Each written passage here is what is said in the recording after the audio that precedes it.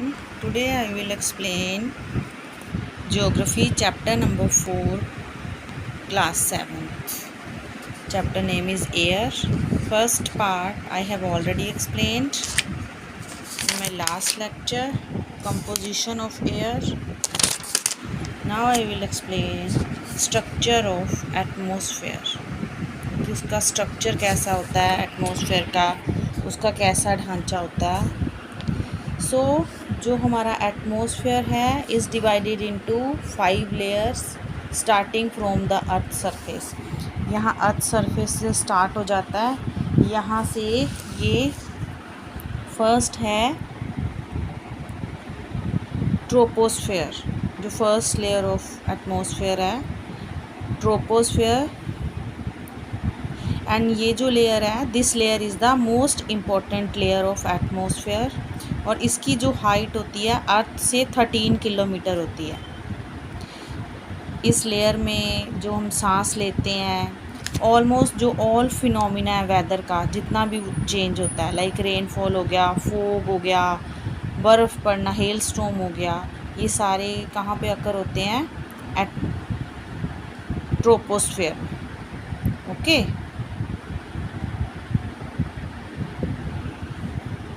And see ये जो world की सबसे हाईएस्ट माउंटेन रेंज है माउंट एवरेस्ट, ये भी कहाँ पे पाई जाती है ट्रोपोस्फेयर में।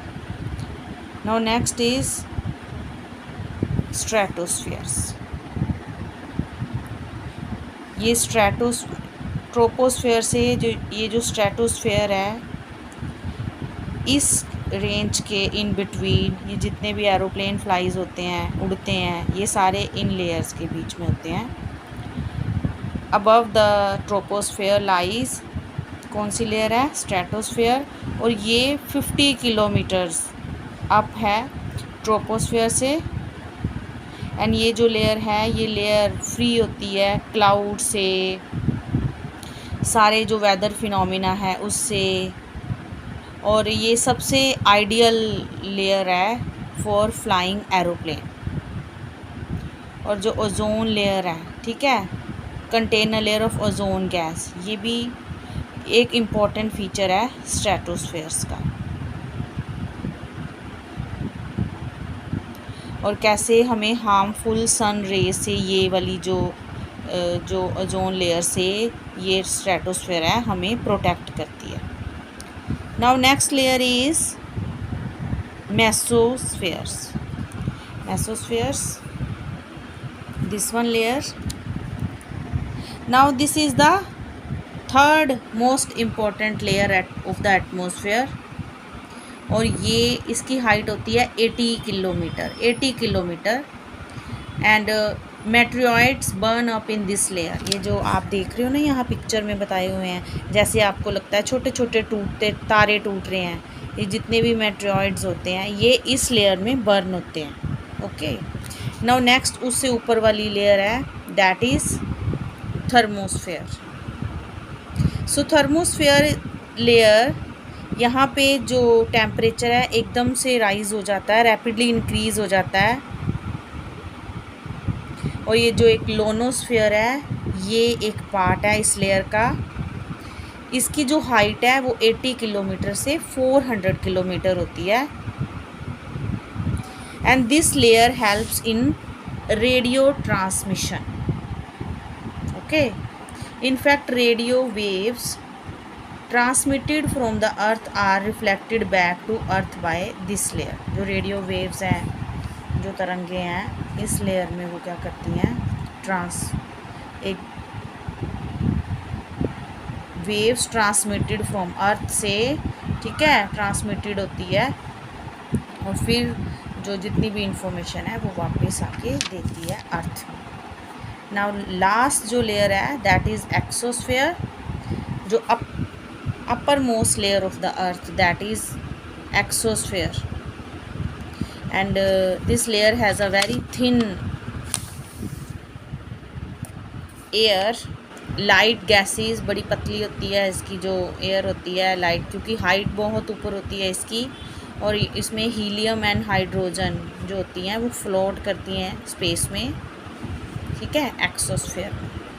So these are the 5 atmosphere of the layer. मैं आपको ना लास्ट जब ये इस लेक्चर का जब लास्ट पार्ट होगा तो मैं आपको शॉर्ट क्वेश्चन पूछूंगी, ठीक है, तो आप इसलिए बने रहना इस वीडियो में।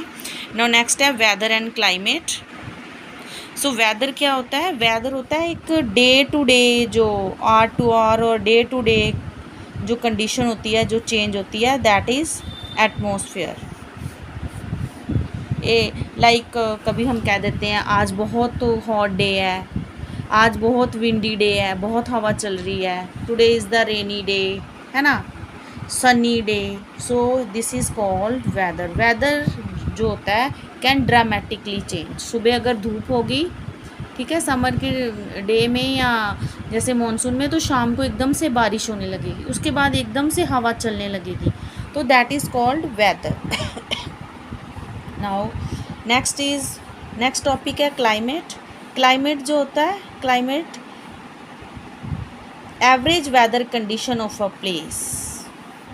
वेदर की कंडीशन कितनी है एवरेज, ठीक है, for a long period of time, तो उसको बोलते हैं weather, climate. Now do you understand why do we daily weather forecast? जैसे वेदर का फोरकास्ट आता है कि आज ठंड होने वाली, आज बारिश पड़ने वाली है, और जो क्लाइमेट होता है वो 20 से 25 ईयर तक एक पर्टिकुलर एरिया का मीन ऑलमोस्ट वैसा रहता है।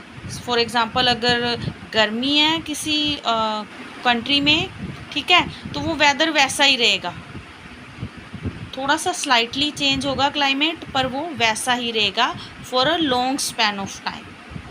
नाउ अभी क्या हो रहा है? अभी पोल्यूशन बढ़ रहा है ना, पॉपुलेशन ज़्यादा हो रही है, पोल्यूशन बढ़ रहा है, तो अभी क्या हो गया है, इतनी अच्छे से रेन नहीं होती है, इतने अच्छे से, जैसे पहले सर्दियों में इतनी ठंड पड़ती थी, अभी पोल्यूशन की वजह से क्या हो रहा है, वो भी नहीं हो रहा है, तो ये स्लाइटली जो थोड़ा क्लाइमेट है वो चेंज हुआ है। नो नेक्स्ट है temperature. The temperature you feed every day is the temperature of atmosphere. Like कितने डिग्री टेम्परेचर है, अभी 30 डिग्री सेल्सियस है, या 40 डिग्री हो गया, या 12 डिग्री हो गया। So the degree of hotness and coldness of the air is known as temperature. And the temperature of the atmosphere change not only between day and night. सिर्फ day and night में change नहीं होता है, but ये कब change होता है, but also season to season also, summer are hotter than winter, तो टेम्परेचर चेंज होता है। An important factor that influence the distribution of temperature is insolation. So insolation क्या है? Insolation is the incoming solar energy. जितनी भी सन से जो energy आ रही है, जो अर्थ में वो जो इफ़ेक्ट करती है, that is called insolation. So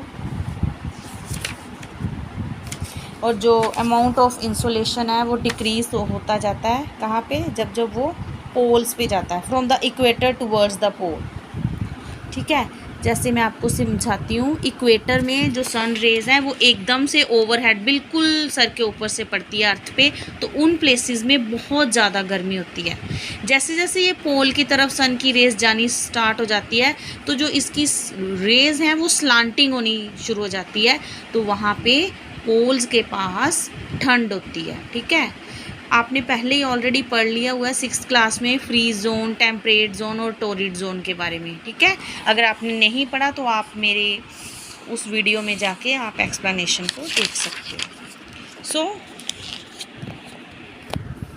now do you understand why poles are covered with snow? जैसे कि मैंने आपको बताया कि क्यों वो स्नो से कवर होते हैं, क्योंकि वहाँ पे क्या होता है, पोल्स में जो सन की जो रेज होती हैं वो स्लांटिंग पड़ती है, और कहीं कहीं जगह पे तो वो पड़ती नहीं है, इसलिए वो फ्रीजिंग कोल्ड होता है। वहाँ पे हो थ्रू आउट द ईयर वहाँ पे बर्फ़ जमी रहती है, ठीक है। So next chapter I will explain you, जो भी आपका ये जो टॉपिक्स रहते हैं, एयर प्रेशर, विंड, ठीक है। और अभी इस जो लेक्चर है इसमें स्मॉल क्वेश्चंस जो बनते हैं, जो कि आपकी मैम जो है एग्ज़ाम में पूछ सकती है। तो फर्स्ट क्वेश्चन बनता है, how many layers are there in the atmosphere? So इसका आंसर होगा, there are 5 layers in the atmosphere. So आपको ये भी पूछ सकते हैं which one is the first layer of the atmosphere, तो you can give the answer that troposphere is the first layer of the atmosphere. Your teacher can ask you that which one is the most important layer of the atmosphere. So the answer होगा आपका troposphere is the most important layer of the atmosphere. So which one is the third layer of the atmosphere, तो mesosphere is the third, है ना. ऐसे आपको short question आ सकते हैं. And what is the average height of the troposphere, तो its height is 13 kilometre. ऐसे आपसे पूछ सकते हैं. Where ozone layers are exist in which layer of atmosphere, so you can answers stratosphere. ठीक है. So what is the weather, ये भी आ सकता है. Weather is the day to day, hour to hour condition of atmosphere. And what is the climate, so climate is the average weather condition of a place for a long period of time. ठीक है. ये वाले जो short question है your teacher can ask, so you have to learn the chapter, read the chapter very carefully. आप मेरे को you can comment me also कि मैं आपको किस तरह से और MCQs या आगे लेक्चर्स में मैं आपको शॉर्ट क्वेश्चंस भी बताऊंगी. ठीक है. So can stay tune. So at this note I am going to end this video. If you like my videos, if you want to see more videos, you can like my video, share with your friends, and if you have not subscribed my channel, you can subscribe my channel. Thank you and have a very nice day.